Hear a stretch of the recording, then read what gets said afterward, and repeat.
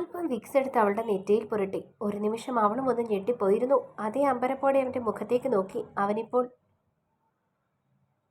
ഇരു കണ്ണുകളും ചിമ്മി കാണിച്ചു. അപ്പോട്ടാ, ഞാൻ പുരട്ടിക്കോളാം. അവന്റെ മുഖത്തേക്ക് നോക്കി പറഞ്ഞു. അത് സാരമില്ല, നല്ല അമർത്തി തിരുമ്മിയാൽ മാത്രമേ തലവേദന മാറൂ. അവളുടെ നെറ്റി രണ്ട് സൈഡിലായി കൈകൊണ്ട് നന്നായി അമർത്തിക്കൊണ്ട് അവൻ പറഞ്ഞു. അവൾ ഒരു നിമിഷം അവന്റെ മിഴികളിലേക്ക് തന്നെ നോക്കി. അവളുടെ നോട്ടം കണ്ടിട്ടെന്നവണ്ണം അവന്റെ മിഴികളും ഒരു നിമിഷം അവളുടെ നീളൻ മിഴികളിൽ ഉടക്കി നിന്നുപോയിരുന്നു. രണ്ടുപേരുടെയും കണ്ണിൽ ഒരു മാത്ര പ്രണയമായിരുന്നു. അവനെ എതിർക്കാൻ അവൾ ആഗ്രഹിച്ചിരുന്നില്ല. അവൻ അവളുടെ നെറ്റിയിൽ അല്പം അമർത്തി തന്നെ വിക്സ് വച്ചു പുരട്ടി കൊടുത്തു. അവളുടെ മുഖത്തേക്ക് നോക്കുമ്പോൾ മറ്റെന്തൊക്കെയോ ആ നിമിഷം അവന് തോന്നിയിരുന്നു. കൊച്ചുകുട്ടികളുടേതുപോലെ നിഷ്കളങ്കത തോന്നുന്ന മുഖമാണ്. മടിയിലിരുത്തി അമർത്തി ചുംബിക്കാനാണ് തോന്നുന്നത്. ഒരു നിമിഷം തന്റെ തോന്നലിനെ കുറിച്ച് അത്ഭുതത്തോടെയാണ് അവൻ പോലും ചിന്തിച്ചത്. തീരെ കൊച്ചുകുട്ടിയാണ് അവൾ.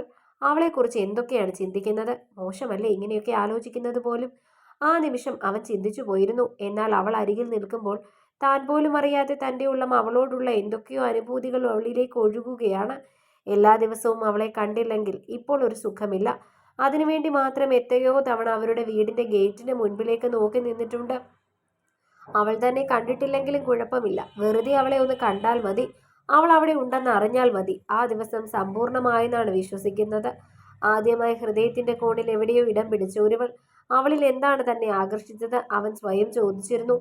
ആദ്യമായി കണ്ട നിമിഷം തന്നെ തന്റെ മനസ്സിലേക്ക് കയറിയത് അവളുടെ മിഴികളാണ്. പിന്നെ അവളെക്കുറിച്ചുള്ള അറിവ്. ആരോരുമില്ലാത്ത ഒരുവളെന്നും ബാല്യത്തിൽ ഒരുപാട് വേദനകൾ സഹിച്ചവളെന്നുമുള്ള ഒരു സഹതാപം തന്നിൽ ഉറഞ്ഞിട്ടുണ്ടായിരുന്നു എന്ന് തോന്നി. ആരതിയുടെ പ്രായമേ ഉള്ളൂ അവൾക്ക്. ആരതിക്ക് എന്താവശ്യങ്ങളുണ്ടെങ്കിലും താനോ അച്ഛനോ അത് സാധിച്ചു കൊടുക്കും. അവൾ ഈ പ്രായത്തിൽ തന്റെ ആഗ്രഹങ്ങളൊന്നും ആരോടും പറയാൻ പോലും സാധിക്കാതെ അമ്മയുടെ തണലിൽ മാത്രം കഴിയുന്നത് കണ്ടപ്പോൾ ഉള്ളിന്റെ ഉള്ളിൽ അവളോടൊരു വാത്സല്യം ഉറഞ്ഞുകൂടുന്നത് താൻ തന്നെ അറിയുകയായിരുന്നു. അപ്പോഴേട്ടാ, അവളെ വിളിച്ചപ്പോഴാണ് അവൻ സ്വബോധത്തിലേക്ക് വന്നത്. അവൻ പെട്ടെന്ന് ഞെട്ടി എന്നതുപോലെ അവളുടെ മുഖത്തേക്ക് നോക്കി. മാറി, ഞാൻ പോട്ടെ, എല്ലാവരും തിരക്കും. അവൾ ചോദിച്ചതും അവൻ തലയാട്ടി കാണിച്ചിരുന്നു. പോകാൻ തുടങ്ങിയവളുടെ കയ്യിൽ പിടിച്ചവൻ നിർത്തി. ഒരു നിമിഷം അവൾ അവന്റെ മുഖത്തേക്ക് തന്നെ നോക്കി. അവളുടെ കയ്യിലേക്ക് ആ വിക്സ് ബോട്ടിൽ അവൻ വെച്ചു കൊടുത്തു. ഇത് കയ്യിലിരിക്കട്ടെ, രാത്രിയിൽ വേദന വന്നാലോ? ചെറു ചിരിയോടെ പറഞ്ഞു കണ്ണ് ചിമ്മി കാണിച്ചവൻ. അവൾ ഒരു നിമിഷം അവന്റെ മുഖത്തേക്ക് തന്നെ നോക്കി. ശേഷം ആ വിക്സിന്റെ ബോട്ടിലുമായി പുറത്തേക്ക് പോയി. അവന്റെ ചൊടിയിൽ ഒരു പുഞ്ചിരി മിന്നി. പിറ്റേ ദിവസം ബസ്സിൽ കയറിയപ്പോൾ പതിവിന് വിപരീതമായി ഡ്രൈവർ നോക്കിയതേയില്ല. എന്തുപറ്റിയെന്ന് അവളും അമ്പരന്ന് പോയിരുന്നു. കഴിഞ്ഞ കുറച്ച് ദിവസങ്ങൾ കൊണ്ട് രാവിലെയും വൈകിട്ടും അയാൾ ചോര ഊറ്റി കുടിക്കുന്നത് പതിവാണ്. ഇന്നിപ്പോൾ എന്തു പറ്റിയെന്നാണ് അവൾ ആ നിമിഷം ചിന്തിച്ചത്. തിരക്കുണ്ടായിരുന്നില്ല, എങ്കിലും പെട്ടിപ്പുറത്താണ് ഇരിക്കുന്നത്. സീറ്റിലിരുന്നാൽ ഇടയ്ക്ക് ഫുൾ ടിക്കറ്റുകാർ ആരെങ്കിലും വന്നാൽ എഴുന്നേൽപ്പിക്കും. പെട്ടിപ്പുറത്താവുമ്പോൾ ആ കുഴപ്പമില്ല. ഇടയിൽ വണ്ടിയൊന്ന് നിർത്തിയതും ഡ്രൈവർ എന്തോ പറയാനാ മുഖത്തേക്ക് നോക്കുന്നുണ്ടായിരുന്നു. എന്നാൽ മനഃപൂർവ്വം ആ നോട്ടത്തെ അവഗണിച്ച് പുറത്തേക്ക് നോക്കിയിരുന്നു. വണ്ടി സ്റ്റാൻഡിൽ നിർത്തിയപ്പോൾ ഡ്രൈവർ ഇറങ്ങി വന്നിരുന്നു. തന്റെ നേരെയാണ് വരുന്നത്. ഒരു നിമിഷം ഒന്ന് പേടിച്ചു പോയിരുന്നു. ഇയാൾ എന്തിനാ തന്റെ അരികിലേക്ക് വരുന്നതെന്നൊരു ചിന്ത പെട്ടെന്ന് മനസ്സിലേക്ക് കടന്നു വന്നു. പെങ്ങളെ അയാൾ വിളിച്ചതും അമ്പരപ്പെട്ടു പോയിരുന്നു. ഇത്രയും ദിവസം തന്നെ നോക്കിയത് വെച്ച് അങ്ങനെ അയാളെ വിളിക്കാനുള്ള ഒരു ചാൻസുമില്ല. ആദർശിന്റെ കുട്ടിയാണെന്ന് എനിക്കറിയില്ലായിരുന്നു. ഞാൻ മോശമായിട്ടൊന്നും പറഞ്ഞിട്ടില്ലല്ലോ. സോറി കേട്ടോ. അത്രയും പറഞ്ഞ് അയാൾ നടന്നു പോയപ്പോൾ അമ്പരന്ന് അവിടെ നിൽക്കായിരുന്നു. ആ നിമിഷം അവള് തിരികെ സ്കൂളിലേക്ക് ചെന്നപ്പോൾ എങ്ങനെയെങ്കിലും ഗോപികയെ ഒന്ന് കണ്ടാൽ മതിയെന്നായിരുന്നു. ഇന്നലത്തെ തലവേദനയുടെ സംഭവം ഇന്ന് ബസ് ഡ്രൈവർ പറഞ്ഞ കാര്യവും പറഞ്ഞതോടെ അവൾ ഉറപ്പിച്ചു കഴിഞ്ഞു അപ്പോഴേട്ട് തന്നോട് പ്രണയമാണെന്ന്. നീ ഒന്ന് പോയേ ഗോപികെ. നീ ഇങ്ങനെ പറഞ്ഞു പറഞ്ഞ് എനിക്കാളെ കാണുമ്പോൾ വേറെന്തൊക്കെയാണ് തോന്നുന്നത്? വേറെന്ത് തോന്നാൻ? ഞാൻ ഇങ്ങനെ പറഞ്ഞൊന്നുമല്ല. നേരത്തെ തന്നെ പുള്ളിയെ കാണുമ്പോൾ വേറെന്തൊക്കെയോ നിനക്ക് തോന്നുന്നത്. നീ വീഴാൻ നിൽക്കായിരുന്നു, ഞാൻ വന്നൊരു തള്ളു തന്നേ ഉള്ളൂ. ഒന്ന് പോടി. നീ ഇങ്ങനെ പറയുന്നതിന് മുമ്പ് എനിക്ക് അപ്പോട്ടിനോട് അങ്ങനെയുള്ള ഒരു ഫീലിങ്സും ഉണ്ടായിരുന്നില്ല. ഇപ്പൊ ആള് നോക്കുമ്പോൾ ഞാൻ ആളുടെ കണ്ണിൽ നിന്നും നോട്ടം മാറ്റാറ് പോലുമില്ല. നീ പറഞ്ഞതുപോലെ എന്തെങ്കിലും പുള്ളിക്ക് എന്നോട് ഉണ്ടോയെന്ന് തിരയുകയാണ്. സൂക്ഷിച്ചു നോക്കും. ഞാനിങ്ങനെ പറയുന്നതിന് മുൻപ് നിനക്ക് പുള്ളിയോടൊന്നും ഉണ്ടായിരുന്നില്ലേ? അവളുടെ മുഖത്തേക്ക് നോക്കി ചോദിച്ചു. നെഞ്ചി കൈവച്ച് നിനക്ക് പറയാൻ പറ്റുമോ ഞാൻ പറയുന്നതിന് മുമ്പ് നിനക്ക് പുള്ളിയെ ഇഷ്ടമില്ലായിരുന്നു എന്ന്? നീ എന്നോട് പറഞ്ഞിട്ടില്ലേ നിനക്ക് പുള്ളിയോട് സംസാരിക്കാനും കാണാനും ഒക്കെ ഇഷ്ടമായിരുന്നെന്ന്? എന്ന് പറഞ്ഞ അതിന്റെ അർത്ഥം ഇതാണോ? പിന്നെ അതിന്റെ അർത്ഥം എന്താ? ഞങ്ങളുടെ നാട്ടിലൊക്കെ അതിന്റെ അർത്ഥം പ്രേമമെന്ന് തന്നെയാ. നീ കൂടുതൽ ഉരുണ്ട് കളിക്കൊന്നും വേണ്ട. അത് നീ മനസ്സിലാക്കിയില്ല. ഞാൻ നിനക്കത് തുറന്നു പറഞ്ഞു തന്നു. എനിക്കിഷ്ടമാണോ അല്ലയോ എന്നുള്ളത് അവിടെ നിൽക്കട്ടെ. ഞാൻ ചോദിക്കുന്നത് അപ്പോട്ടിന് എന്നെ ഇഷ്ടമാണെന്ന് നിനക്കെന്താ ഉറപ്പ്? ഇപ്പം തന്നെ ആ ബസ് ഡ്രൈവർ എന്താ പറഞ്ഞത്? ആദർശിൻ്റെ കുട്ടിയാണെന്ന്. അങ്ങനെ ആരാ അയാളോട് പറഞ്ഞത്? ഗോപിക ചോദിച്ചു. ആരാ? മനസ്സിലാവാതെ അവൾ ചോദിച്ചു. ആരാ ചാര്? എടി പൊട്ടി, നിന്റെ അപ്പോട്ടൻ തന്നെ. അല്ലാതെ ആരാ പറയുന്നത്? അയാൾ ഇന്നലെ നിന്നോട് പറഞ്ഞില്ലേ ആ ഡ്രൈവറുടെ പേരൊക്കെ? അതൊക്കെ പറഞ്ഞു. അവൾ നഖം കടിച്ചു. അതാ പറഞ്ഞത്. പുള്ളി തന്നെയാണ് ഇക്കാര്യവും ഡ്രൈവറോട് പറഞ്ഞിരിക്കുന്നത്. ആദർശിന്റെ കുട്ടി എന്ന് പുള്ളി പറയേണ്ട കാര്യമില്ലല്ലോ. എനിക്ക് എന്തോ വല്ലാത്ത പേടിയാവുകയാണ്, കള്ളത്തരം ചെയ്യുന്നത് പോലെ. സത്യം പറഞ്ഞ പ്രീതി ആൻറ്റിയെ കാണുമ്പോൾ ഇപ്പം എൻ്റെ മുട്ടു വറയ്ക്കും. എന്തെങ്കിലും മാമി അറിഞ്ഞാൽ എന്നെ കൊല്ലും. മാമൻ ചിന്നുവിനെ എന്തെങ്കിലും ആവശ്യത്തിന് അടിക്കുന്നത് നീ ഒന്ന് കാണണം. ഇതെങ്ങാണം മാമൻ്റെ ചെവിയിലെത്തിയാൽ പിന്നെ കഴിഞ്ഞു.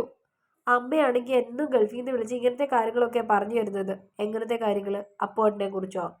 അങ്ങനെയല്ല, ആവശ്യമില്ലാത്ത കൂട്ടുകെട്ടുകളൊന്നും പോകരുതെന്ന്, ഇങ്ങനെയുള്ള ഇഷ്ടങ്ങളൊന്നും പാടില്ല എന്നൊക്കെ. എല്ലാം കൂടി ഓർക്കുമ്പോൾ എനിക്ക് നെഞ്ചിലങ്ങ് തീയാടി. നീ ഇത്ര പേടിക്കേണ്ട കാര്യമൊന്നുമില്ല. നിനക്ക് പുള്ളിയോട് ഇഷ്ടമില്ലെങ്കിൽ ഇനി പുള്ളിയെ മൈൻഡ് ചെയ്യാതിരുന്നാൽ മതി. അപ്പം നീ ടെൻഷൻ ഫ്രീ ആയി. വെറുതെ അത് മനസ്സിൽ കൊണ്ട് നടക്കാൻ വേണ്ടല്ലോ. പുള്ളിയോട് പറഞ്ഞേക്കണം നിന്നോട് ഓവർ സ്വാതന്ത്ര്യമൊന്നും എടുക്കാൻ വരരുതെന്ന്. അത് നിനക്കിഷ്ടമല്ലെന്ന്. അതോടെ പ്രശ്നം കഴിഞ്ഞില്ലേ? ഈസി ആയിട്ട് ഗോപിക പറഞ്ഞു. ഒരു നിമിഷം അവളുടെ മുഖത്തേക്കൊന്ന് കൂർപ്പിച്ചു നോക്കി. അവൾ എന്താണെന്ന അർത്ഥത്തിൽ പുരികം പൊക്കി ചോദിക്കുന്നുണ്ട്. അങ്ങനെയൊന്നും പറയാൻ എനിക്ക് പറ്റില്ല. അതെന്താ പറ്റാത്തെ? അതിന്റെ കാരണമൊന്നും അറിയണമല്ലോ. അവൾ മുഖത്തേക്ക് നോക്കി പറഞ്ഞു. അതൊന്നും എനിക്ക് അറിയില്ല. നീ നല്ല ഒന്നാന്തര കള്ളിയാ. നിനക്കറിയാൻ വയ്യാഴികയൊന്നുമല്ല. നീ അറിയാത്ത പോലെ നടിക്കുന്നതാണ്. അതിന്റെ അർത്ഥം നിനക്ക് ആളെ ഇഷ്ടമാണെന്നല്ലേ? നീ ഇഷ്ടം അംഗീകരിച്ചാൽ മതി. നീ എന്നോടെങ്കിലും സത്യം പറ. പുള്ളി കേൾക്കുന്നൊന്നുമില്ലല്ലോ. നിനക്ക് പുള്ളി ഇഷ്ടമല്ലേ? ഗോപിക ചോദിച്ചു. എടി, നിനക്ക് എനിക്കതൊക്കെ ആരോടെങ്കിലും പറയാൻ തന്നെ പേടിയാ. നീ എന്നോട് പറയാൻ പേടിക്കണ്ട. സത്യസന്ധമായിട്ട് പറ. അവൾ മെല്ലെ തലയാട്ടി. പക്ഷെ നീ വിചാരിക്കുന്ന പോലെ ഒരു ടൈം പാസിനൊന്നും എനിക്ക് താല്പര്യമില്ല. എനിക്ക് ഇങ്ങനെയൊന്നും ഇതുവരെ ആരോടും തോന്നിയിട്ടില്ല. ആദ്യമായിട്ട് തോന്നിയൊരിഷ്ടം. അതുകൊണ്ട് തന്നെ ജീവിത അവസാനം വരെ ആ ഇഷ്ടം ഉണ്ടാവുക വേണമെന്നാ എൻ്റെ ആഗ്രഹം. അതുകൊണ്ടാണ് ഞാൻ മടിക്കുന്നത്. ചിലപ്പോൾ എന്നോടുള്ളൊരു കുട്ടിക്കളിയാണേലോ. മാത്രമല്ല, ഞാൻ ഇഷ്ടപ്പെട്ടാലും അപ്പോഴുമായിട്ടുള്ളൊരു ജീവിതമൊക്കെ നടക്കുമോ? അതിനൊക്കെയുള്ള യോഗ്യത എനിക്കുണ്ടോ? നീ ഒന്ന് ആലോചിച്ച് നോക്കണം. അപ്പോട്ടിന് ഇഷ്ടം പോലെ ബന്ധുക്കാരാ. അവിടെ ഇവിടെ ഒക്കെ ആയിട്ട് എല്ലാ ഞായറാഴ്ചയും അവരുടെ വീട്ടിൽ ആരെങ്കിലും ബന്ധുക്കാർ വരും. എനിക്ക് ആകെയുള്ളത് അമ്മ മാത്രം. പിന്നെ മാമനും മാമിയും ഉണ്ടെന്ന് പറയാം. എങ്കിലും എൻ്റെ അവസ്ഥയൊക്കെ എല്ലാവർക്കും അറിയാം.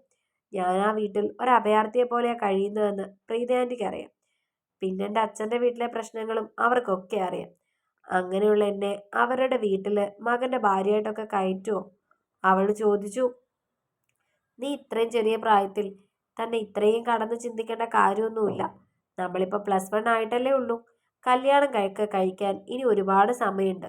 അതുമാത്രമല്ല, നിന്റെ അപ്പോട്ടൻ സ്ട്രോങ് ആയിട്ട് നിൽക്കുകയാണെങ്കിൽ ഒരു പ്രശ്നവും ഉണ്ടാവില്ല. അതാണ് പ്രശ്നം. അപ്പോട്ടൻ സ്ട്രോങ് ആണോ അല്ലയോ എന്ന് എനിക്കറിയില്ലല്ലോ. ചിലപ്പോൾ പുള്ളിക്കൊരു ടൈം പാസ് ആണ്. ഞാനെങ്കിലോ മറ്റുള്ളവരുടെ മുൻപിൽ വെച്ച് ആളിനോട് അധികം മിണ്ടാറില്ല. ആരും ഇല്ലാത്തപ്പോൾ മാത്രം ഒരുപാട് സ്വാതന്ത്ര്യം കാണിക്കും. അങ്ങനെ ഒളിച്ചും പാത്തും ഒക്കെയുള്ള സ്നേഹപ്രകടനം അത്ര നല്ല ശീലമായിട്ടൊന്നും എനിക്ക് തോന്നുന്നില്ല. അതൊന്നും വേണ്ടെന്ന് നിനക്ക് പറഞ്ഞുകൂടെ? പറയണമെന്നുണ്ട്. പക്ഷെ എനിക്ക് എന്തോ ധൈര്യം വരുന്നില്ല.